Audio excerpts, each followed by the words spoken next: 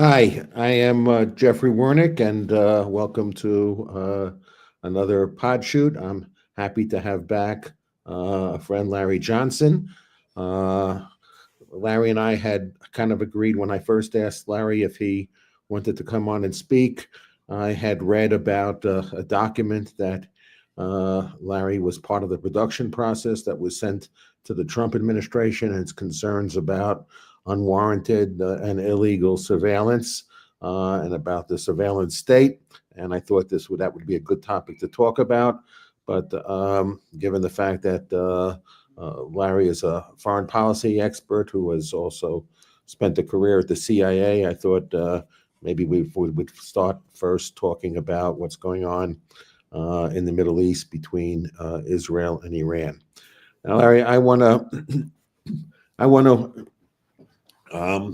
tell you what I think my point of view is, and then you can maybe tell me where you think my logic or reasoning is flawed.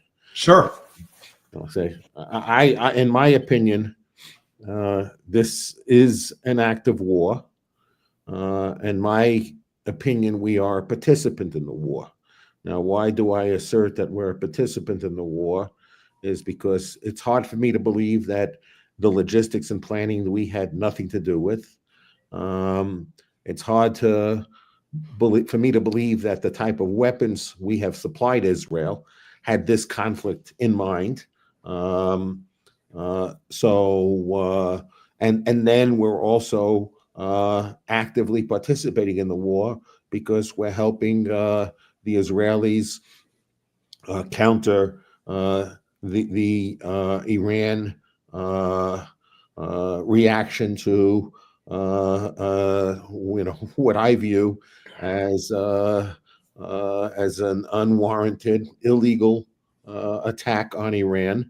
From my perception, we are at war with Iran, not just Israel. And we are at war with Israel without having gone and sought a declaration of war. Right. The War Powers Act is really not supposed to be circumstances where, where if we're defending something and we need to react immediately to protect, American interests somewhere, then then I think it's appropriate for the president to use force to defend the nation prior to them being able to then go back to Congress. But this had nothing to do with any national security interest of our own. Iran doesn't represent any threat to us, and our own intelligence community, which apparently Trump ignores. Why even have an own intelligence community where the person he chose to be in charge of the intelligence community and the appraisal they have is that Iran is nowhere near having nuclear weapons, and we seem to have no evidence, other than Israelis telling us so, that whatever nuclear enrichment is being done by Iran is for militaristic purposes and not Right.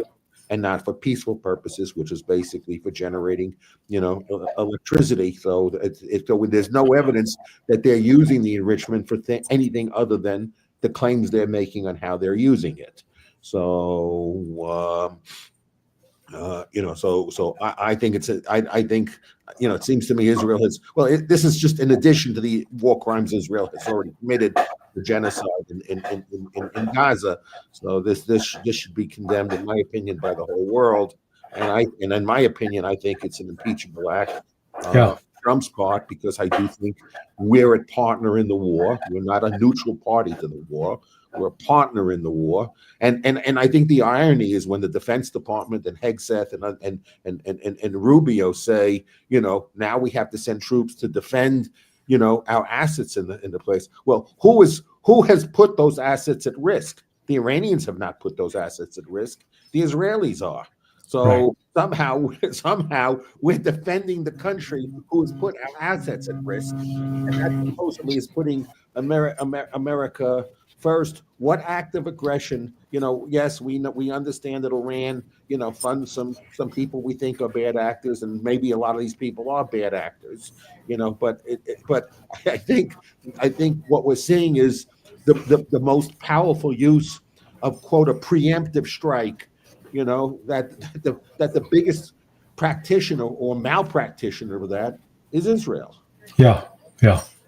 So Well, tell me where you think my logic is messed up, if you think it is. no, I think your logic is on point. So let's start with Yogi Berra. Okay. This is deja vu all over again. Berra, that was one of Yogi's famous quotes. Right. In 2002, we were told that Saddam Hussein had weapons of mass destruction, and my God, if we didn't stop him, it was going to be death for America. Maybe death for Israel. We had to stop Saddam Hussein, had to get rid of those weapons of mass destruction. Plus, he was in bed with Al Qaeda that attacked us in 9/11. At least that was the story. And so we went. We then attacked Iraq, and it was all based on a lie, all a complete bag of lies. The so-called weapons of mass destruction that Iraq had previously in terms of chemical weapons, well, that was supplied by us, the United States. That wasn't supplied by some nefarious Russian or Chinese organization. That was supplied by us. So now we jump ahead and we're told, oh my God, Iran's, they're building a nuclear bomb. It's days away. Bibi Netanyahu first started telling that story back in 1984. So you think where you and I were 41 years ago. We were much younger guys. But that's how long this lie has been around. We just look at the objective facts. Which country in the Middle East is a member, has signed on to the Non-Proliferation Treaty? Iran, not Israel or Iran? Well, that would be Iran, not Israel. Yeah. Well, which country has allowed the International Atomic Energy Agency to have inspectors inspect their nuclear facilities? Iran, not Israel. Iran, not Israel. So right off the bat, we are confronted with a case of Israel making accusations. The psychiatrists call it projection. They're projecting onto Iran what they themselves are doing. But this attack that was launched on Friday the 13th, June the 13th, was done with the full knowledge and, I believe, participation of the United States. It had been in the works for more than 12 months, so it predated Donald Trump coming to office. And it's predicated upon this false belief that if you just kill the top person or the 5 or 6 or top 10 people, then all of a sudden you get regime change. And yet the history of killing people to get regime change, United States itself experienced. How did that go in Vietnam when we got rid of Diem? Now, we didn't pull the trigger. We just helped the Vietnamese pull the trigger. But we ended up paying the price with the lives of 58,202 Americans, I believe is the official count. Israel's done it repeatedly with, the number of Hamas leaders that have been killed is a pretty long list. And yet, despite killing all these Hamas leaders, it hasn't eliminated Hamas. Ditto for Hezbollah. Where we stand right now is the most dangerous situation in my life. It surpasses whatever we dealt with in the Cuban Missile Crisis. And Donald Trump is behaving in the most erratic, insane manner that any human being could act. So we've seen him flip-flop. He's gone from boasting about our weapons have been backing up Israel and we've really socked it to those Iranians, to, oh, no, I didn't know anything about it, to, now he's insisting that there will be unconditional surrender for Iran. Iran's got to give up, not only can't do any enrichment for peaceful purposes, but it's going to also have to give up its ballistic missiles. But at the same time, they believe that Iran's running out of ballistic missiles. So if Iran's running out, why do they have to give up what they don't have? So, just the logic in this doesn't stick. Doesn't it seem like the ballistic missiles have been used for defensive purposes and not offensive purposes? When has Iran been a first striker against Israel? Yeah, they haven't. They've always reacted, and they've reacted under Article 51 of the United Nations Charter, in contrast to Israel. it is this Zionist state that is searched for itself the right to do preemptive strikes, having bombed Lebanon, bombed Syria, bombed Egypt in the past, bombed Iraq, bombed Iran, bombed Yemen. Wouldn't that justify Iran taking a preemptive strike against Israel to preempt the preemptive strike Israel is going to do it? I mean, that's the absurdity of this. I know. If you're going to preemptively strike me every time I do something that you don't want me to do, okay, then why shouldn't I not preemptively strike you so I preempt your preemptive strike against me? I mean, This is insane. How does any rational person justify this? Yeah, well, and then to add to the irrationality of it, Donald Trump has ordered U.S. military, every aviation capability we have has been dispatched now to bases in and around Iran. And the United States is going to attack Iran within the next 24 hours.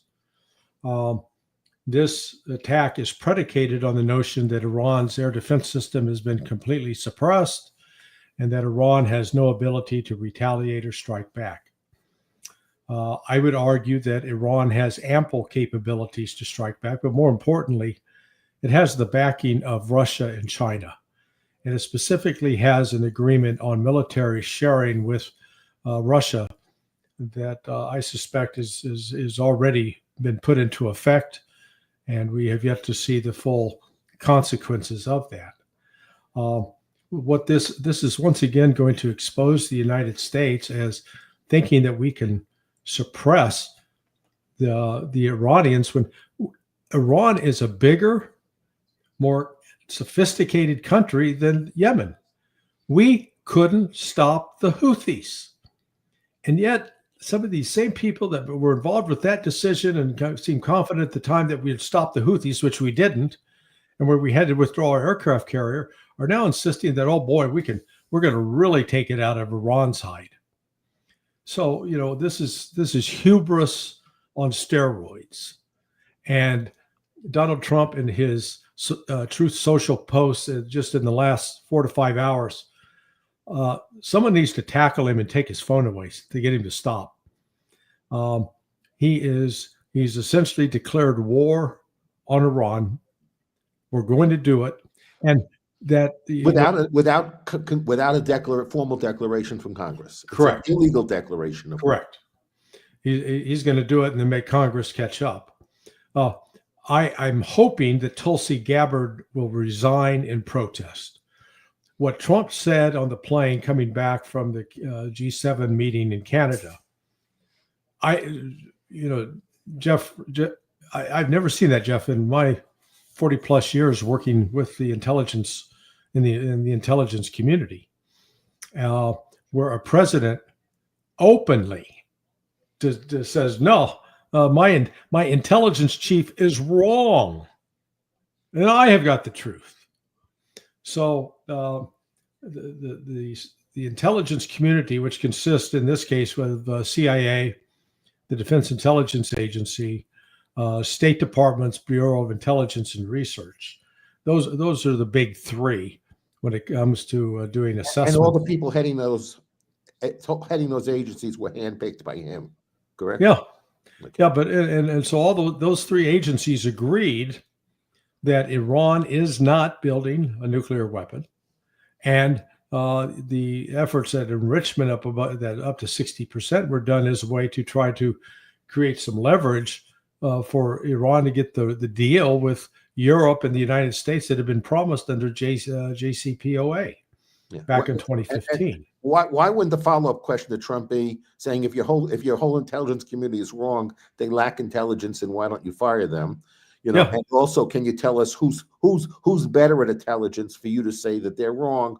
Where you're being supplied the information is wrong? I guess the answer is Bibi Netanyahu. And Bibi Netanyahu, as you pointed out, he talked about 1984. When did Bibi go in front of the UN and he did that drawing? That was 6 years ago. 6 years ago. 6 years ago. And wasn't that imminent too? Mm-hmm. Yeah, any days, weeks away. So, but this again, this is not about the uranium issue. This is about regime change, because the broader picture that's being looked at is with Iran. 10 years ago in 2015, when Iran agreed to sign on to the JCPOA, uh, they were being pushed and pressured by Russia and China. Russia and China at the time agreed to go along with the West, side with the United States, side with Europeans, and pressuring Iran. Iran at the time was quite isolated. It was involved in a war, proxy war in Yemen with the United States and the Saudis.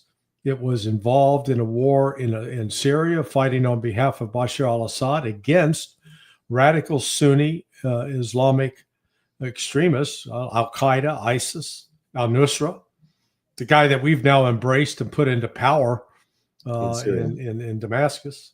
And so Iran and they didn't have the backing of Russia and China. So they went along with this deal. But once Trump was in office in the first year, he pulled the United States out of it. And neither of the Europeans fulfilled their part of the bargain. They didn't ease the economic sanctions on Iran. But what did happen is Russia and China finally realized that the West was not a reliable partner. And so they came around and began conducting joint military exercises with Iran starting in March 2019. And so they've done it now for 7 consecutive years. And the relevance of that is that now that Iran is part of BRICS, and BRICS is creating an alternative to the Western-controlled, the U.S.-dominated financial system. That's what the Europeans and the United States are trying to prevent, trying to destroy. You may or may not be aware that my understanding is last month, the CIPS, Cross-Border Interbank Payment System, which is based in China. It's digital. It actually uses blockchain out of the cryptocurrency world. It surpassed SWIFT in transactions, both in terms of volume and value. So this is showing that in spite of none of the BRICS countries having a dominant reserve currency, nonetheless, the financial action is shifting in a way that it's moving outside the control of the United States. There's also a particular stable coin, Tether, I believe it's called, that is now conducting transactions based upon US T-bills, but that are outside the control of the United States, that to the tune of like $27 trillion. So the ability of the U.S. to maintain control of its economic world is dissipating. And that is one. A lot of U.S. government is debt. A lot of U.S. government debt is held by foreigners. Yeah. So this is, this is more than an argument between the United States and Iran over enrichment of uranium. This is a much broader strategic, political, and military. I don't want to call it a game, because a game implies something that's entertaining and enjoyable. This is a disgusting, despicable act, because it's going to result in the deaths of most likely millions of people, not just tens of thousands. Well, it seems to me, given Trump's comments on the plane, in the interview where he basically, where he said that his where he said that Gabbard is just wrong. It would seem fairly evident, maybe I'm wrong, that he is not doing this by having his cabinet come together and reach a consensus about, an administrative course of action, that he's basically, relying upon his own instincts, and his primary source of information seems to be coming from Israel, would be what the evidence seems to indicate. And so what I assume, like, one of the things that the CIA considered back when you were involved in the CIA is that I assume the CIA would game out actions taken and take into consideration a fundamental law of nature, which I call, the law of unintended consequences. So, you do something today, it might not have an impact tomorrow, but it might have an impact next week or a month later or a year later or 2 years later, and basically that the response to what you do might end up having more adverse consequences than the victory that you have today. So the victory today becomes a Pyrrhic victory because it leads to some, bad incentives by other people. And when you take incentives to the change of incentives to everyone else, I mean, like, I don't know, maybe if I was Mr. Xi in China, I'd say maybe now's the time for me to go into Taiwan. So, and just take over Taiwan. I mean, so, if the U.S. is going to, be so abusive in the way, it uses its force and claim it's a preemptive action, anyone could take preemptive actions that have the power to, be a bully over when there was an asymmetry of power. Sure. So if you were still at the CIA and there was a meeting and Tulsi Gabbard and and the other people of the national security establishment were in the room and say, what do you think the fallout is of this? A fallout that might not be tomorrow, but might be a year, 5 years, long term, will this help advance American national security or on the long term be negative towards national security? What would you be saying in the room? Well, I wish the world was as you described it. You are a man of logic and reason, but unfortunately, these are bureaucracies, and bureaucracies are immune to the laws of logic and reason. They're much more governed by capriciousness, personal relationship. And let me just give you, I've had a recent experience with someone. I'm not going to name who they are. But this has been, we're discussing the interpretation of what happened when those drone attacks in Russia were, destroyed about 7 aircraft.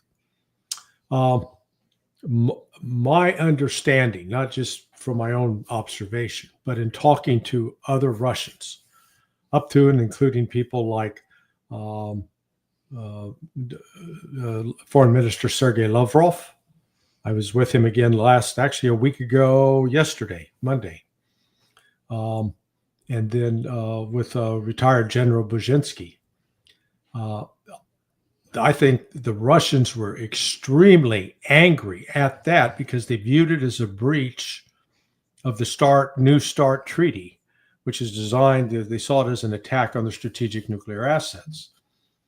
A friend of mine who's another former CIA officer, very senior guy, and if we were back at the CIA, he would have been my boss. He takes the opposite view, as it was no big deal, and Putin's not upset, and he's getting along with Trump. My point in this is, if I came in as an analyst trying to say, hey, this is the Russians are really upset, that message wouldn't get through my boss, okay? Mm-hmm. And then let's say if it got through him, there would be a boss above him that could block it. And there would be another boss above him or her that would block it. So where the situation now is, I have zero confidence that analysts who take the point of view that Iran has been building these underground systems for more than 20 years. I was involved with military exercises with those structures more than 20 years ago. And during that 20-year period that has lapsed, Iran has not been sitting back doing nothing. They've been stockpiling missiles. They've been creating factories and production facilities underground that are immune from attack from overhead. And they've done this with an eye towards the fact that they've recognized they are at risk of being attacked by the West. And as such, any of our assumptions, and I can't emphasize this enough, I was just told about an hour ago that someone who's very close to Trump, who comes out of a military background and an intelligence background, genuinely believes that Iran is almost out of missiles and they're not going to be able to do anything. Now, that's an assumption because it's not based upon any proof, because we don't have the ability to see underground, and we don't have good sources, human sources, that are telling us what Iran has stockpiled. All I know is what I've seen from some videos, which show a lot of damn missiles underground that Iran can bring up and fire, and we don't have the ability to stop them. So with Trump making these kinds of decisions on those kinds of false assumptions has the recipe for both disaster and tragedy written all over it for the United States. Yeah, well, thank you for your insights on this issue, Larry. And yes, I wish, the reason why we're supposed to have a declaration of war is the Constitution was designed so that no one person would be able to make these types of decisions. So we would not engage in war, which I insist we are. Yes. I think every evidence is that we're a party to the war. Is that we're supposed to have a national discussion before we put Americans at risk, and Americans might not be. Well, we've already acknowledged our Americans are at risk because we're sending more assets in the regions to defend regions because we've put Americans at risk. So we've already acknowledged that that's the case, and we did it without Congress being involved. We did it in an unconstitutional way, and I always try and tell people, whatever your philosophy is, if you're a MAGA, if you're progressive, if you're liberal, whatever your philosophy is, okay, we have a system of government that says most important questions of national security are supposed to be executed through a process of consensus building, and they should be explained to the American public, so the American public is informed, so that when people go to Congress, and Congress votes on it, that basically the American public can hold everybody's feet to the fire and accountable, for the decisions that they made. And we're acting like an autocratic government, which can go to war, which can set, tariff policies, which could send military into any state, and do all of this stuff without any consent through the constitutional process. Right. So, right. We saw an example, I guess, when they had the general up there and they were talking about, the troops in California, and the military said, well, we don't think we should really be there. So, Hegseth said, I know better. So, it's good. At least we had a hearing where people could say, Hegseth says, I don't really know much about the Constitution, but I think the troops should be there. And the general says, I know about the Constitution and when we shouldn't be there. At least that's on display for the American public to watch. And then the American public can make its own decisions for itself. But at least that's a conversation, that we seem to lack on almost any topic today. That seems to be, I got a big, beautiful bill. Okay. What's inside the bill? Well, it's a big and beautiful bill, and that's all you need to know. And so what I'm discussing, am I supporting the big, beautiful bill, or am I not supporting the big, beautiful bill? And, what's inside the big, beautiful bill? Well, it's a big and beautiful bill, and that's all you need to know. And if you don't agree with it, it's big and beautiful, okay, and you don't agree it's a big, beautiful bill, it's because you're a radical lunatic who hates America. That's all you need to know. If you disagree, we can't have a conversation about what's inside. All we need to know, if you don't support it, it's because you hate America, and you're a radical leftist, communist, socialist, Marxist, instead of saying, well, here are the trade-offs that we're dealing with, and these are why it's a good bill, and here's the trade-offs, and here what it'll accomplish. No, all you need to know is if you don't support it, you must be a radical lunatic leftist, and if you want me to explain the bill, then you're also a radical, Marxist. And this is our discourse for today. So, so Trump. Let me just comment that Trump has debased that in such a dramatic way. Look at Tucker Carlson. Tucker Carlson played a very critical role, I would argue, in helping sell Donald Trump to the American public to enable Trump to get elected in the second term. And when Tucker the other day had a very reasonable, rational discussion with Steve Bannon and commenting on the fact that if Trump goes forward with this war against Iran, particularly without seeking congressional approval, it's one if he goes to Congress and say, I want a declaration of war against Iran, and Congress votes for it, okay, he's at least followed the Constitution, and he's now got the backing of Congress behind him. He's not on his own. Right. It's not what he's proposing to do. And in response to Tucker's legitimate, polite criticism, Trump calls him kooky. Just like how he attacked Elon Musk in some measure, and then suggests that Tucker's a nobody because he's not on a real television network. Right. He said, Trump, are you really this stupid to not understand that now Tucker has a broader audience than he got on Fox, CNN, and MSNBC combined? And it's just here's Trump. Instead of wanting to have a reasonable discussion, acting like some, mentally retarded 13-year-old juvenile.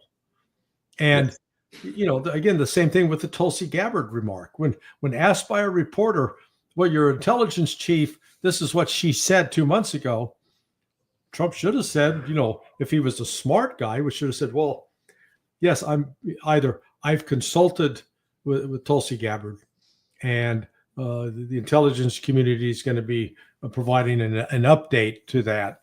That is, one of the reasons I'm changing my position. Fine, that's fine. That's not what he did. He attacked her. Yeah. And if we had a functioning if we had a functioning constitutional republic, what should be happening, one is Congress should be calling all these people up and saying, unless you give us explanation, we're not funding any of this. Is what they should be.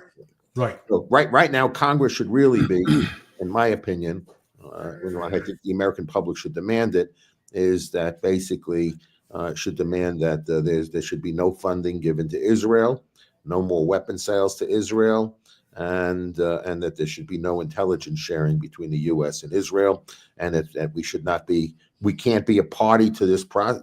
We can't be a party in any way until Trump comes and asks their permission. So if we had a functioning process, that's what would happen. If Congress decided it was going to be, well, right now Congress, unfortunately, as an institution, has decided to be negligent. So we have a negligent Congress that's choosing to be negligent, and then they shouldn't be negligent, and they should be assuming their constitutional responsibilities, and they could very easily force Trump to obey the Constitution by just saying, all the money's cut off until you come to us. Come to us and bring in and explain to us why this is in our interest. And if we agree, we'll fund it. Until then, the money stops. And if you keep giving money, we're impeaching you. That's all you need to do.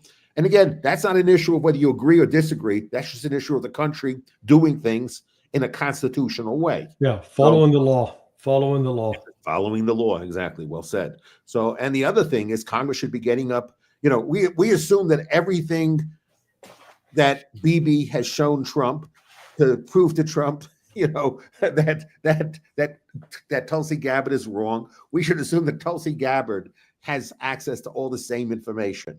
So if I was Congress, I'd sit back and say, you and Trump have to have is Trump seeing things that you're not seeing? And if so, why are there things Trump is being shown that you're not being shown? That seems to be a dysfunctional process. If the area of national intelligence, that people are going around her to show Trump information they're not sharing with her, that's a symptom of dysfunctionality. So Congress should say, how could this process be so dysfunctional? And how could Trump be seeing things that are not shown to you?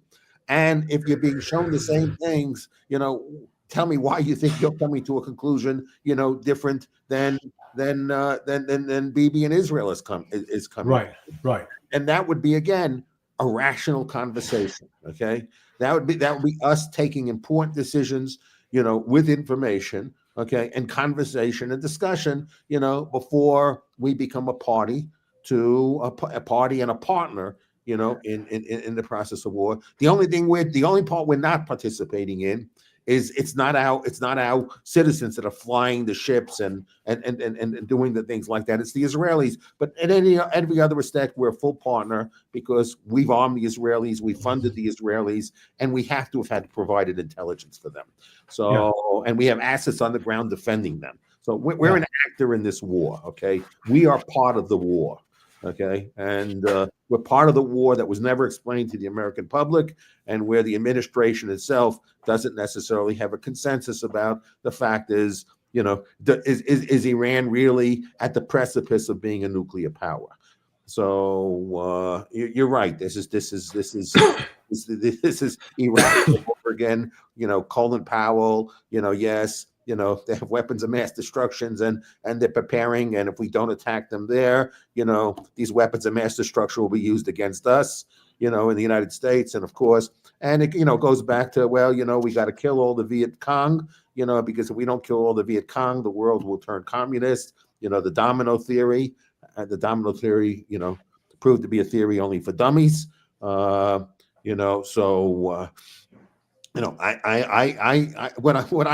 What I tend to like to ask people, and then we'll move on to the concept of the surveillance state, is we're an economic superpower. Okay, capitalism and freedom are the strongest forces of nature. So how can any country that doesn't embrace those values ever be a threat to us? We're only a threat if we abandon the principles that have made us a great nation. But communism has proven to be a failed strategy. Okay, the Russians stopped being communists, and the Chinese have stopped being communists. It doesn't mean they don't have autocratic governments. They don't have capitalism and freedom, but they're reasonably capitalist societies. So they have stock markets, they have property rights, so that they're not perfected as well as we perfect them in the US, but they basically understood that their system didn't create wealth. We should have never been threatened by communism because communism can't produce wealth. So we can produce wealth because nothing produces more wealth than capitalism. So, and if we really believe that, no nature, as long as we stick to being capitalist society, until countries decide that they want to embrace capitalism, communist or socialist systems will never be good at creating wealth. And if they're never good at creating wealth, then the government will never have a lot of resources because the people will not be wealthy to give the government many resources, and they should never represent, any sort of threat. And then additionally, we spend more in defense spending than the next 10, 11 countries combined. Right. You take a look at the amount of money that's spent by us and NATO, okay, that collectively us and NATO spend, I think 3 to 4 times what China and Russia spends together. So how can anybody be a threat, since over a long period of time, if you compound how much more we spend every year, okay, us alone, and then us and our allies against countries who we don't deem as allies, how could they represent any sort of existential threat to us with us over a period of 50, 60, 70 years, us spending 3 to 4 times every year more than they spent? Yeah. Well, we're the greatest threat to ourselves. I would note that just in this last year, Russia increased its defense spending dramatically, yet its debt to GDP ratio declined. And the reason it declined is because they actually had significant growth. Whereas in the United States, we've increased our debt to GDP ratio. I mean, it's upside down, dramatically so. And instead of that going down, it increased as we've been now increasing defense spending. So we're not even getting bang for our buck. I've been fortunate now to travel to Russia 5 times since December of 2023. It is a wonderful capitalist system. But here's the difference with the United States. In the United States, the number of people in the middle class has fallen from like 56% down to 50%. In Russia, over the last 30 years, since 1995, the percentage of people in the middle class rose from 7% to now upwards of 55%. So they're going in the right direction. And what you see as a consequence of that are the subway systems are beyond description. It's like you're literally walking into museums. The artwork is exquisite. The floors are clean. There's no trash being blown about. There are no rats scurrying about, that's for sure, unlike certain sections of the New York City subway. So it's quite a contrast with what's happened in the United States, where we're seeing, if you will, increased concentrations of wealth and a diminishment in the middle class, simply because the kind of jobs that used to, my dad was a steel worker back in the 60s and lost his job in like 72. Armco Steel was closing down. So you had a whole generation of, the children of the Depression that started losing their manufacturing jobs. And those manufacturing jobs were really a ticket to the middle class and to even upper middle class. And the families could afford a home. They could buy a new car. They could take a vacation every year, which we did. Growing up, I had 2 sisters and a brother. And, we'd all pile into a station wagon and go, whether it's to the Ozarks to visit that, go to Virginia Beach and, drive across the country. And looking back, we still lived in a 3-bedroom house with 1 bathroom. But at the time, we felt like we were okay.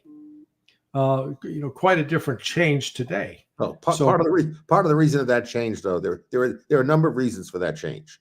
Yes. Part of the reasons is we were in a Bretton Woods system. We weren't in a fiat money regime. Okay, so we had stable currency, and we had no inflation. So the biggest destroyer of the middle class is inflation. And in 71, we abandoned. We announced the abandonment of gold. We fully untethered ourselves from gold in 73, and after that began the great debasement of the dollar. And we had inflation that went from we used to be a society that grew at 0% economic growth. Where this comes that you need 2% inflation to grow, when throughout our history we had no inflation. In the 19th century, prices at the basket of prices in the year 1900 were about 1% less than the basket in 1800. So during the 19th century, in spite of the War of 1812, in the Civil War, we ended basically with a statistically insignificant amount of deflation, not inflation, and we had a lot of economic growth. And we've had a lot of economic growth through a period of time when we had total price stability. We didn't need to have all these markets and speculating on financial instruments. Most of the hedges and the futures and options were tied to like agriculture, where that had to do more with weather conditions than the printing of money or anything like that. Right. So those were factors that were unique to nature, that had nothing to do with with monetary policy. So first we destroyed the middle class through inflation. Then we destroyed the middle class by deciding that we wanted to have a very big government, and the government decided that we would have a government that forced the private sector to offer packages, to overregulate businesses, and to force business to adopt. I've told this story before, I think even on another interview, is I did a negotiation for a friend of mine who owned a foundry in Iowa. So they had several foundries. One of them was in Iowa, and the foundry was losing money. And they asked me and my friend, who was a part of a private equity fund that bought the foundry, and he said, if I can't get wage concessions, I got to shut the business down. So he asked and he also said if the deal didn't work out, he would probably lose his job. So because he was a friend, I went to Iowa and I negotiated for free. I mean, just because I wanted to help a friend out. Yeah. So I went to Iowa. I spent about 6 months back and forth. It's not like I was there constantly for 6 months. And I began explaining to the people. They said, well, our wages suck. We haven't seen wage increases. And I'd say, look, you know what? you look at the salary you get. You don't look at how much it costs the company to pay to you to show up for work, because you have all these mandated benefits. So the government has mandated all these benefits to you, and plus there's all this cost of complying with government regulation. So you're taking a look at how much you get put in the paycheck. You're not looking at how much the company pays to have you come every day to work. So you don't look at how much it costs the company to have you. You just look at what you're putting in your pocket. Right. So, but the government has other costs associated with having you come to work. So you got to take a look at the whole cost of the government having you work for them, the company working for that company. So I basically showed them that there was huge inflation, in what the things that the company was mandated to pay. So I said, look, your compensation's going up. You're just not putting it in your own pocket.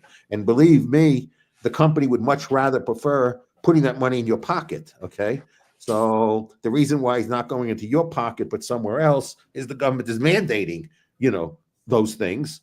So, but the company would be much happier having all those mandates eliminated and all that extra money go into your pocket. So it's not the fact that your compensation's not going up. It's just that you're not seeing it. So, so those are the type of things that destroyed, the middle class. It's a bigger government spending, inflation, bigger tax burden, bigger mandated benefits. Then you have to create all these things where, well, if the company is liable for this and liable for that, so you put all these extra burdens on companies for everybody that they hire. So we discouraged people from hiring people because we made it very expensive for them. And unfortunately, the worker doesn't see the benefits of that.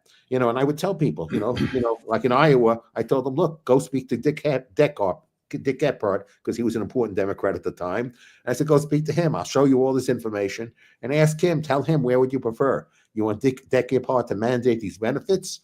And so the company's paying all this money mandating your benefits, or would you rather just the company pay you all this? I'll tell you, I'm sure I'll get a commitment from the government. I tell you, not only that, I bet you I get a commitment from the company that if they no longer subject to mandated benefits, to be giving you mandated benefits, they'd put even more money in your pocket than they're currently paying for all the benefits, that they're mandated to provide you. And then you'd have a lot more money and you could spend it the way you want to spend it. Which way do you think you're better off? So, all the people in the room were saying, we would be better off, just having the more money. So I said, look, don't complain to the company. Go speak to Dick Gephardt. So, I keep saying, we don't have a capitalist society. We don't have a constitutional society. We have a corrupt, corporatist, crony cartel, run by capitocrats. So our system is not much different. When I went over, and I would give a lot of crypto talks, mostly, Bitcoin talks, really, but I spoke at crypto conferences. But, I think, I always used to say, and I still say, if it's not Bitcoin, it's a shitcoin. So, so people know that I'm not endorsing crypto. I'm specifically endorsing Bitcoin. Right. But I was in around 2015, 16, I was a featured keynote speaker at a lot of, conferences in China, and when I would speak to the people, and they would always like to talk politics about the U.S. and comparisons between China and the U.S. And I used to say, I think the differences are really exaggerated between the communist system and the Chinese system, because if you take a look at running business as a business person, most of the time the things you're accountable to are administrative agencies, where who create rules not out of a democratic process. There's the SEC, OSHA. So there's all these administrative agencies, that were not democratically elected by the people. They're supposedly technocrats, and those technocrats create a whole bunch of rules that you're subject to. Well, the Chinese, you have the Communist Party doing exactly the same thing. And they all claim exactly the same objective. They're looking to do what's best for society. They're looking to manage shareholder interest and stakeholder interest and all the claims. But what do they have in common? Okay, what they have in common is that they're making all these decisions outside a democratic process where people get to vote for it. So I don't vote Well, for and outside a process that I has don't no vote for who the head of accountability. OSHA is. I don't get to vote for any of these people. And the reality is, if I ever try and sue them, I'm going to have almost no basis to ever win a lawsuit against them. So what's different than a whole bunch of bureaucrats in China getting together, controlled by the Chinese Communist Party, as opposed to a whole bunch of bureaucrats getting together here, and each one of them in a process that has no transparency whatsoever, that I have no recourse to? What's the difference? Yeah, I get to choose who's the president. They don't get to choose who's the president. But at the end of the day, they're run by bureaucrats that you have no recourse to, and they're the ones having more impact on your day-to-day life than the politicians have. What does Congress do on a day-to-day basis that impacts my life? Almost nothing. What does the president do that impacts my life on a day-to-day basis? Almost nothing. What do administrative agencies do to impact my life? Everything. So, we're not so different. We like to think we're different, but we're really not that different. Yeah, more to your point about the devastation of the middle class. I lived in Argentina, arrived the very last day of 1983, was there for the entirety of 1984. The Argentine economy was experiencing inflation in excess of 1,000% per month. It was the kind of thing you'd go to the store in the morning, and the price of apple would be one thing, and then you go to in the afternoon, and the price of an apple would be completely different. We were not quite Weimar Republic with people piling banknotes into wheelbarrows and carting them about, but we were close. Because I was trafficking and I had dollars, a small amount, but I could take my family, my wife, myself, my son, and then a baker and his family with their two daughters. We could go to dinner at a nice upscale Italian restaurant for $15, feed the whole group. $15. I watched what happened to this baker. Before, he was a man who would buy a brand new Ford truck every year. And because he ran a bakery, and he had a contract with Aerolíneas Argentina, the airline, to provide pastries that would be served, in first class. Ended up losing that contract. Ended up losing his bakery. So he went from basically, before he was probably making easily $1 million a year to probably making less than $20,000. And he was impoverished. The weight of the inflation just crushed him. He had a nice, like, 4-bedroom home, and he sold it during the midst of this inflationary spiral. And they forgot in the paperwork, they forgot to pay the property tax. So the property tax was being indexed according to the inflation rate. Right. And he didn't get the bill till 8 months later. 8 months later, the tax bill was twice what he sold his house for the previous 8 months. And what he had sold his house for the previous 8 months was now that amount of money could buy you a bottle of Coca-Cola. So people that have not experienced this, they may, when they hear you say, oh, the inflation hurts the middle class. I think this is the kind of threat that is facing the United States potentially with our excessive debt. And if the foreigners decide at some point, hey, we're no longer going to hold the U.S. debt. We want our money back. If we get into that kind of hyperinflation, this country will be devastated. Well, we see that right now in housing. Okay, one is we have house ownership is pretty low right now. Housing affordability is low right now, and housing is not so expensive because the quality of homes have improved a lot. Houses are expensive because we print too much money. So the way inflation is transmitted, and that's why also the way it's measured, is there's a flaw in the measurement. So when we take a look at these official government statistics, we assume that they're not flawed statistics. Right. So There's statistics that are designed to come up with a specific result, and that specific result is to make the people think the economy is going very well. So the statistics are, just like financial statements are not designed to tell people the truth about the financial condition of a company. Right.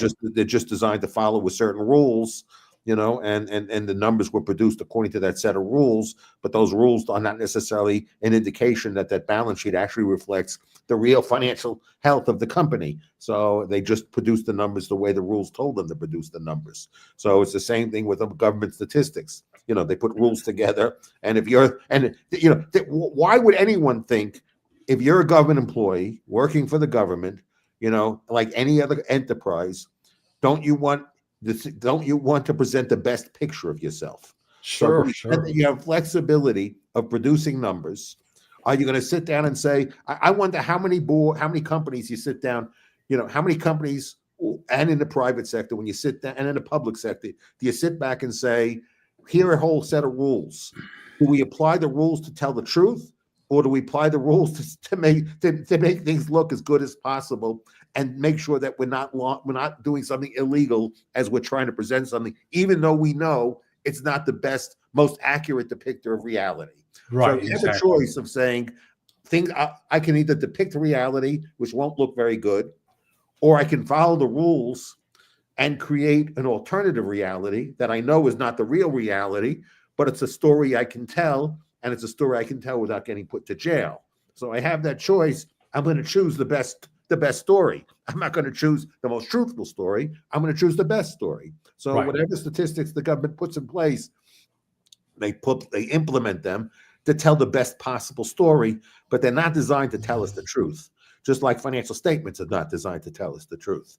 They're designed to come approximately close to the reality is, knowing that there's a lot of flexibility of being able to have a very distorted view of reality, and have it legally permitted to come up with a relatively distorted view of reality. Right. Well, so those are unfortunate circumstances. So people should not, when the government says, we have no inflation, here we measure the CPI, and believe us, because we hire a whole bunch of people and they do these statistics. And yes, you can make sure that they all really want to produce an accurate number, because we really want to tell you the truth of what your well-being is. There's a site I always tell people to go to. It's called Shadow Stats. The person who produced it is someone who has been doing this for a long period of time, and basically he does an analysis of, in the 1980s we calculated inflation one way, in 1990s we calculated inflation another different way, in the year 2000 we abandoned the fixed basket and we created a measure called hedonics. It's a different way of calculating inflation, so it allows more fudging of the numbers, I should say. And so if we go back and calculate inflation the way we did in the 1980s, we would discover that inflation's 4 to 5% higher than the official statistics show. And I don't want to sit back and say the way with 1980s we did it was also accurate. I'm saying is, if we come up with multiple ways of measuring it, we'll get very different numbers. And then the question is there any real discussion about what the most truthful number is? Like, if you get like a simple example I like to give people, is, when Uber started, a black car, was like something that was a brand new car, and you didn't have to tip. What was the pitch of Uber? Come in, you're going to have a brand new car. It's going to be clean, whatever. It's not going to be old. Okay. And you won't have to tip. Okay. So just get in and out of the car. Now what happens is, a black car can be 10 years old, which it couldn't be at the time. So the quality of the cars have gone down in value, and you Right. have to tip.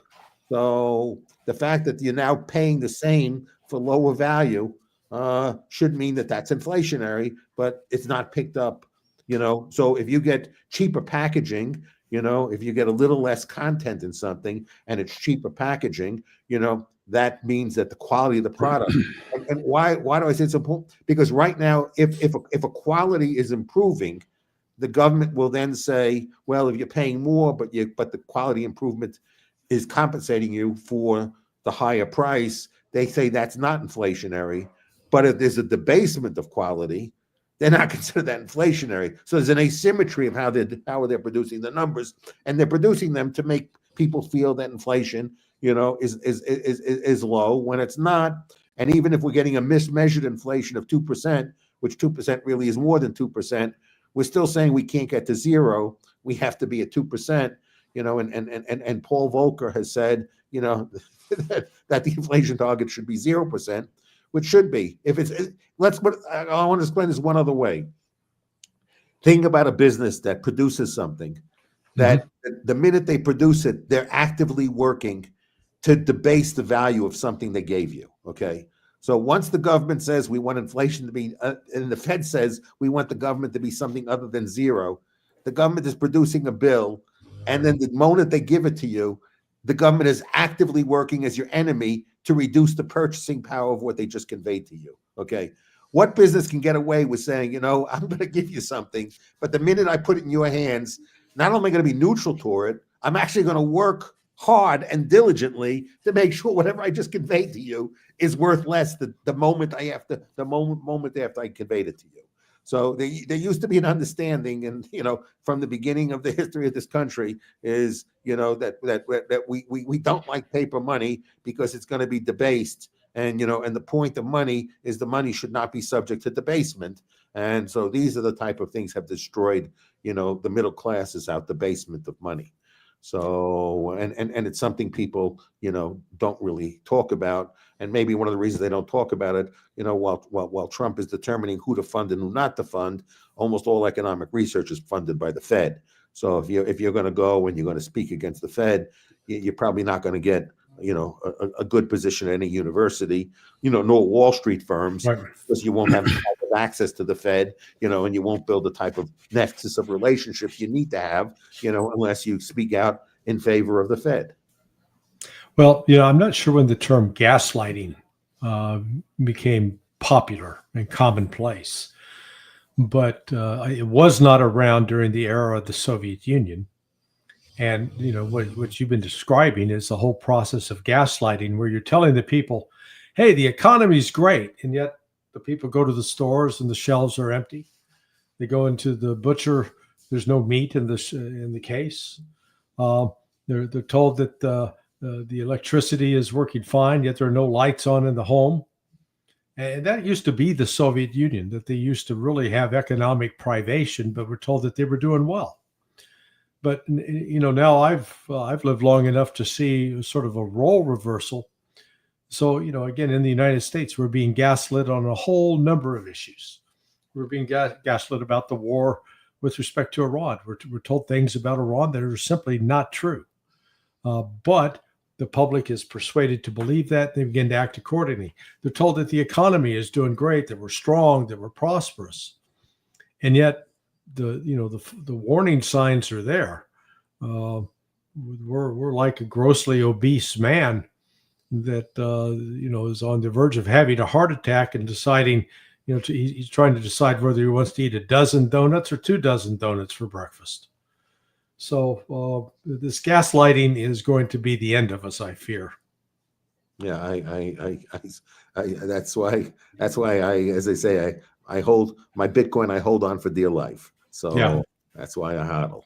So that's my freedom, that's my independence, and I want to be independent of the fiat money regime, and I want to be independent of the stupidity in DC, and our recklessness as a society. So I accumulate money in a form that no human being can debase, that no human being can counterfeit, that no one can acquire any influence to alter its attributes in any way. So that's why I support it, because whatever we touch, we debase.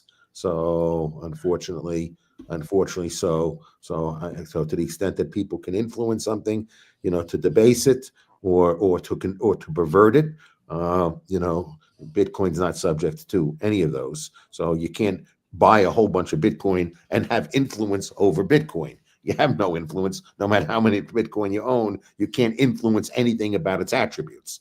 So that's that's something that people like Michael Saylor don't talk about because they just see it as a financial asset. But I see it as the greatest form of expression of liberty that there is. So, that's what it means to me.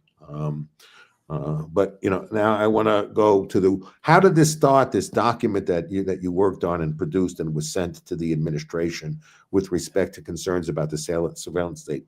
Can you tell me about the genesis of that and how you got involved? And I guess you're friendly with some of the people on that list of other people that got involved. What were your concerns and how did this thing get put together?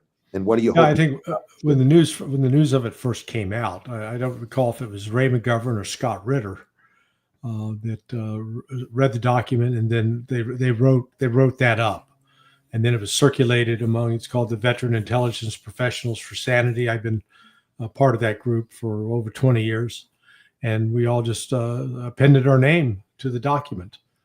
It's sort of a vain hope that it'll go to Trump and he'll read it and pay attention, but that's not likely. But at least we go on the record noting that this kind of surveillance that, what makes it so nefarious is under the Constitution, the government is limited what it can do to you as a citizen without first seeking the permission of the courts.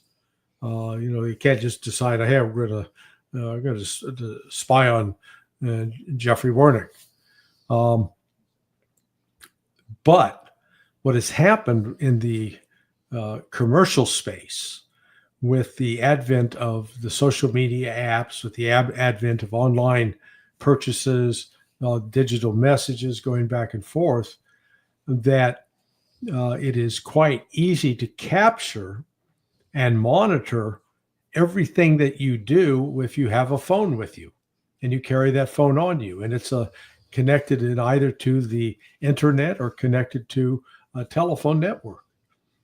And so now the government, instead of having to seek a court order to collect information, they just go buy it from a private provider who collects it off of what's essentially publicly available information, or it's available within each of these telephone giants, and so they become a gatherer of all this different data, and then it's resold, and it can be easily sold to the government. Then the government can actually use it against you.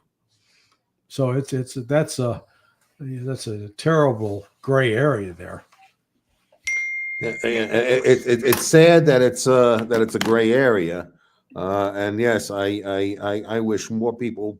BitChute is a platform that respects people's privacy, and so it's not only about free speech, but it's about privacy. Actually, I think you can't sustain free speech without privacy, right. Because if there are consequences associated with your speech and everything you say is being monitored, and that there could be an adverse consequence because of something you said, then that certainly would repress free speech, and people would engage in preference falsification, because they wouldn't want to suffer the consequences of honestly expressing, what they think and feel.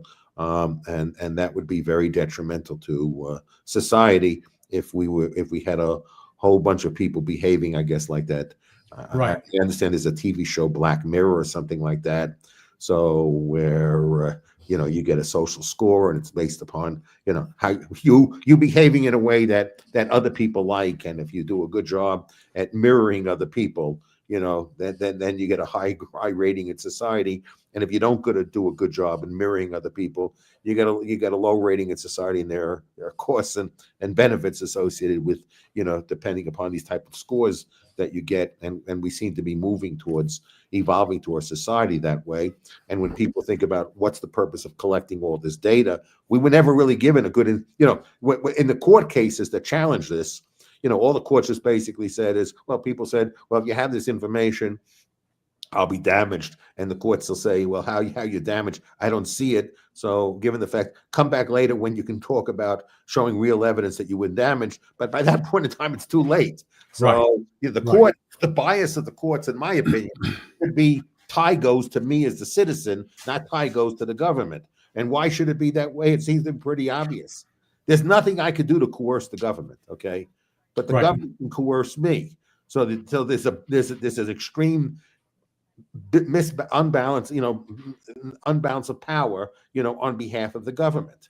So the government has much more power than me. There's actually nothing I can do to coerce anyone in government to anything. And there's a lot of coercive power the government has over me. So the question is, once there's information out there, the question is whose interests are best served and what's the role of the courts? The court's role is to protect my liberty. Okay, that's the role of the courts, is to protect my liberty, because that's what the Constitution was designed to do. The Constitution was designed to create a government where the main focus of government is to preserve my liberty. That's their main role, is to preserve my liberty. So, so if the government decides to do things that are not in the best interest of my in my liberty, then that's an illegitimate form of government, according to the people who wrote the Constitution. Okay, whether people today believe it or not, the point of it is that was clearly the philosophy of those that wrote the founding, and that's how they convinced the American people to ratify it. They didn't go around ratifying it by saying, we create a form of government that actually conveys the president more power than the King of England had. They would have never gotten a supermajority of the states, and eventually all the states to ratify a constitution, if they would have said, this is our way of having a powerful central government, then that was not what people fought a revolution for, was a powerful central government. Right. And initially when they met at the Constitutional Convention, the goal was not to necessarily create a new document. It was to modify and fix what were perceived flaws of the Articles of Confederation. And Madison's major complaint about the Articles of Confederation was states' ability to print fiat money. So that was his biggest concern, where the states were issuing, there was a proliferation of fiat money that was causing an inflation, and it was making it difficult for the country to pay off its debts. And, so there was a big concern about that. And that was Madison's main concern at the time, where it was fiat paper money, which is now the regime that had us. That was the reason that Madison said, we'll end up having tyranny if we keep having fiat made money. Now we're back to a fiat paper money regime, and which was the reason why they even got together to draft the Constitution. But they went around and they explained in Federalist papers, and there were anti-Federalist papers that were explaining the concerns and was explaining the document, and nowhere and constantly the term was, goal of this government is to preserve liberty. It's all about liberty. Any government that doesn't preserve liberty is illegitimate. Thomas Jefferson said it's our obligation, not just our right, it's our obligation, that any government that encroaches upon our liberty, we should get rid of it.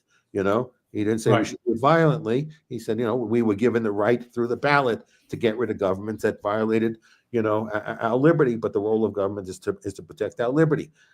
What explanation has the government given how getting all this information enhances my liberty? There's a lot of evidence it's a threat to my liberty. Yeah, no, it's absolutely robbing you. That's what it's doing. Yeah, the administration called it about ending, something like ending information silos. But there was a good reason why the information was siloed, because the information you were given was only supposed to be used for a limited purpose. Right. And so you're providing that information for only that purpose. It's not supposed, you didn't provide it for the government to generally know all these things about you. The government did say, I'm creating all these rules because really the only goal of these rules is for me to know everything, every aspect of your life. So I'm going to require you without a warrant. I'm just going to sit back and say everything I want to know about you. You're supposed to tell me everything I want to know about you. And then you say, why do you want to know all this stuff? Tell me how you're doing that. It serves my interest. And I say, well, we don't have to explain to you why. We just want you to know everything. So the relationship game, as the government said, is for us to perform this function and this function only, we need this information from you. And you're supposed to have the expectation that the only thing the information is used for is for that function. And now apparently, when Elon Musk rides into town with all the big tech companies, who are sick with power, who are talking about this private-public partnership, of basically mining everybody's data and controlling us for supposedly our best interest. and that's what we see, implemented. So we know all this data collection is to be used to our detriment, not to our benefit. Right. No, it's attacking your privacy. Do you know? Are there any members? I mean, the group of people involved is a very distinguished list of people who have served the country. Who served the country well, who are concerned enough about to continue to organize themselves and have these conversations and continue, to speak on their behalf. This is not even resonating with people like Rand Paul and Thomas Massey and yeah. Well, note that one of the signatories, I don't recall, is William Benny, and Bill, along with two of his former NSA colleagues, National Security Agency that does all the electronic collection, Kirk Beebe and Ed Loomis. They created a system back in 2000 that would collect all of this electronic data, but it was designed in a way to protect the privacy of American citizens. It was a very sophisticated but relatively inexpensive software that they developed that actually identified the people who carried out the 9/11 attacks. But the government didn't want to use it, in part because it protected the identities of American citizens. And so they opted for a much more expensive, intrusive system. And that's where we are today. The government has full access to your life, and they gain it primarily through these private companies, which was, that was the genesis, the inspiration for doing that memo.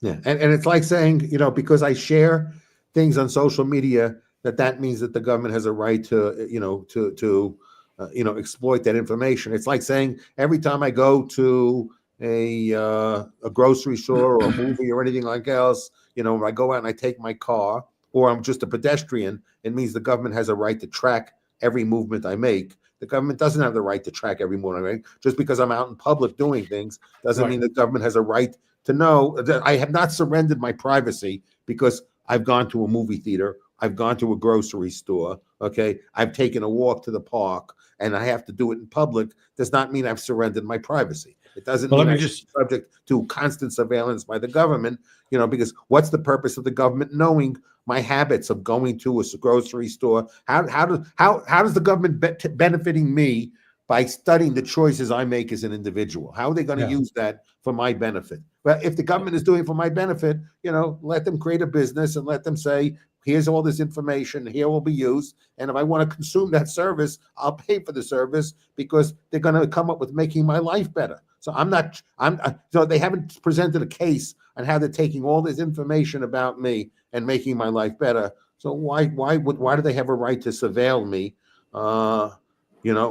Otherwise, unless I'm a threat. And if I'm a threat, then there's a process for doing it. It's called go to a court, get a warrant, get a subpoena, get a judge, present some evidence, show probable cause. And if you do all that, then you're doing it consistent with the Fourth Amendment. Here they basically want to trash the Fourth Amendment, and render it to be, meaningless. Which I guess is what you and this group feel, is that this is rendering the Fourth Amendment to be meaningless. Correct. And if the Fourth Amendment can be meaningless, so can the Second Amendment and the First Amendment and the Third Amendment and the Fifth Amendment and the Sixth Amendment and every other amendment can be rendered meaningless. If you can render one of them meaningless, you can render them all meaningless, and do that not as the way the Constitution contemplated you doing it. Yeah, we've completely violated the Constitution, and Trump is doing that today, even as we speak, with respect to taking the U.S. to war with Iran without a declaration of Congress, without Congress making that decision. And so we're... In your experience with dealing with people, how many people even really care about the Constitution as an argument for... Yeah. It's all about power, isn't it? 2%, 3% of the population, maybe. And among people in D.C. also. It's all about the game of power. Yeah. You always follow the money. It's the money that dictates. Very, very, very, very sad state of it. Is there going to be any follow-up to it? What more do you think we can be done as a society make people make people feel that to arouse people's interest and understanding in these issues, and to have people just say, enough is enough, and Congress, if you don't do anything about it, we're booting you out. I think it's going to take some great tragedy, some even economic collapse before the people will be motivated to actually try to do something about it. Because right now it's, well, why push the average person that doesn't bother me, so why should I care? Yeah, and it's not until they're affected that all of a sudden they care. Yeah, it's an unfortunate statement about human nature that we Yeah. don't. It's kind of like what Isaiah is. If you push somebody in a certain direction, they'll keep in that direction until they bang their head against the wall, and then they won't change their direction until it's not like they're using peripheral vision and anticipating things and changing direction. No, they got to get banged in the head very hard, and when that happens, then they'll change direction. So it seems to me, as a society, we need to be banged on the head very, very hard before we're willing to do something about it. Our founders felt that for us to sustain a constitutional republic, for us to sustain living in a society free of demagoguery, free of tyrants, free of despots, that we had to accumulate a lot of knowledge. We had to be able to discuss something on a reasonable, rational basis, and we had to be a virtuous people. And they understood that in the absence of having those attributes, that this is a fragile form of government, and it can only be sustained if those conditions have been met. Those conditions have not been met. We're not very virtuous. We're not well informed. We're not well educated. And whatever liberty and freedom we have, it's an inheritance that we got, that we did not contribute to, and all we've done, like most people do when they inherit something, is they waste it because they didn't create it, so they just consume it. So so unfortunately, we will not have appreciation until it's all gone, and then we'll have regret. So I guess you and I continue to have these conversations, where we hope we accomplish something. And so I hope that our success might be, we might not have any impact on society, but there might be 3, 4, 7, 10 people who we do have an impact on, and hopefully we've made a few people's lives better. And if that's all we've done is make a few people's lives better, I think we've done something good. I'd agree with you, my friend. Fully agree. So I want to thank you for all the great work you do, and how important it is. How can people get to know more about the work you do? The more work, what are you suggesting besides how people can follow you? Other people you think people should pay attention to, and how they can get exposed to the people that not only your content but other people's content you think people should pay attention to. Yeah, I'm at sonar21.com, SONAR21.com. I strongly encourage people to look for anything involving the Duran. The Duran is a team effort by Alexander Christoforou, who lives in Greece, and Alexander Mikouros, a Greek who lives in London. And they've got, there's not quite the odd couple, but they do make a good dynamic team. Judge Napolitano has built quite an audience and has quite an array of guests. They cover a whole spectrum of views. A young guy out of Brazil named Nima, who hosts a show. It has quite a big following. Those are sort of the big three I look at. But there's also Lieutenant Colonel Danny Davis. He has been he was actually slated to become Tulsi Gabbard's deputy, and then the Zionists put the kibosh on him because they didn't think he was pro-Israel enough. So and then your own platform, having your voice out there, it makes a difference. Well, thank you very much. What is Bill Binney doing? He's basically, he writes occasionally. but he's sort of taking a low profile these days. I guess he's closing in on 80, so he's I think trying to enjoy more retirement than anything. He's really had last 20 years have been really, really rough on him. Had a leg amputated, lost a wife, I'm sorry. lost a job. Just, he's really had some challenges, but he's maintained his sense of humor and his outlook. I think he's a great American, and I think the American people owe him a great debt. Yes, I'd agree. And not that it'll mean much to him, but if you ever contact him, you can tell him that he doesn't have any clue who I is. And I'll be happy to connect you, introduce you, and if you'd like to have a conversation with him, I'm sure he'd do it. Yeah, I would love to. I have enormous respect for Benny, and he's one of the people that Ed Snowden had enormous respect for, and he's helped guide Snowden to so if it wasn't for Bill Binney, Snowden might never have been able to successfully expose to the American public something the American public should have known, which was an illegal, unconstitutional surveillance regime that the government perpetrated against its citizens, because the government is at war with the citizen, not in support of the citizens, but at war with the citizens.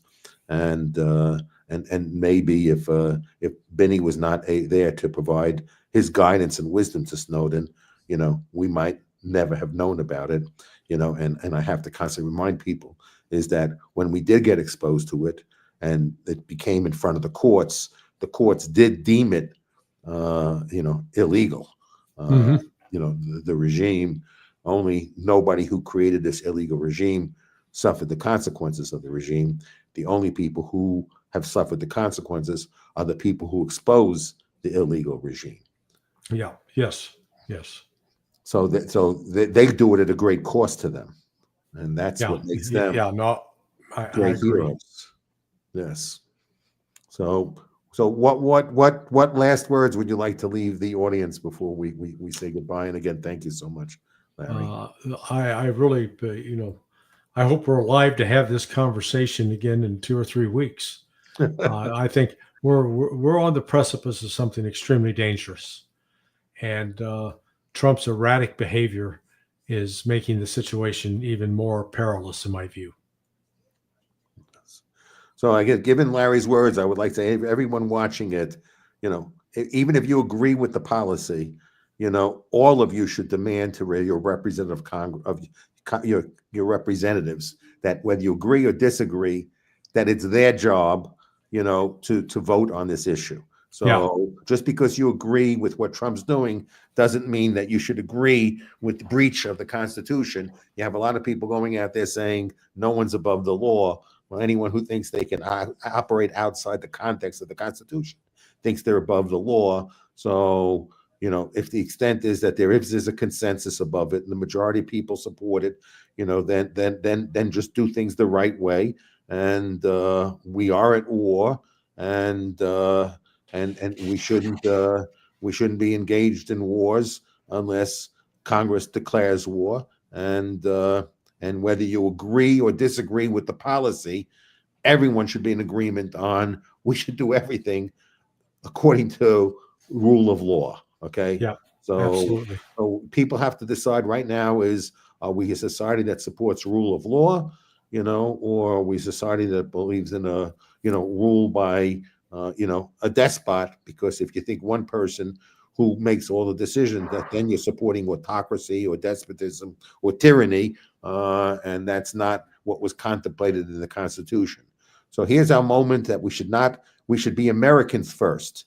Don't put America first, be Americans first. And to be an American first, make sure that whatever our government does, it does it through the constitutional way. Would you Amen, agree, Larry? Amen. Thank you so much. Have a great day. Jeffrey, thank you. Bye, Larry. Bye-bye.